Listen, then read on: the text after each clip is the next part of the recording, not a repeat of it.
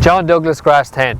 I'm going to summarise the key points on autumn grazing from Grass10 preparing for 2020 event in Douglas Grange. There are two goals of autumn grazing: keep grass in the diet of the animal and set up the farm for spring grazing. Each day at grass is worth about 180 per livestock unit to the farmer. This is because at grass the animal is performing better, feeding itself and spreading its own dung. The closing rotation this autumn is really the first grazing of 2020 because 75% of the grass on the farm next spring will have grown during October and November. So we need to be careful not to lose the grass grown in October by grazing it again late in the year, as it will grow very little over the winter. And it's important to remember that spring grass is more valuable than autumn grass.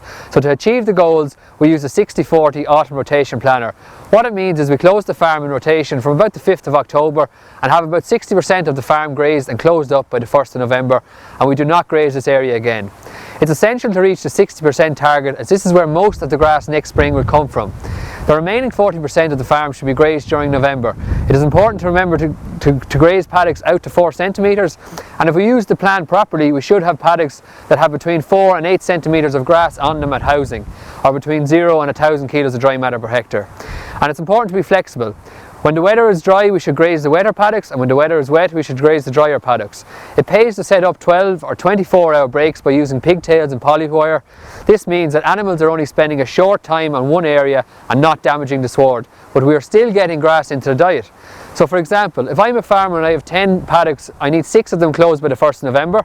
If I only get 4 closed, this will mean that I won't have enough grass to graze early next spring. If I have 8 closed by the 1st of November, it means I won't be able to stay out grazing for too long this autumn and will have to house earlier than planned. Where I close is also important. So the first 3 paddocks I close, I plan on grazing during March. The next 3 paddocks I close this autumn, I plan on grazing first in the spring, as they won't have as heavy as covers and they'll be close to the yard. And then the last 4 paddocks I graze this autumn will be grazed during late March and into April. So the 60-40 autumn rotation plan gives me the best of both worlds. Thanks for listening.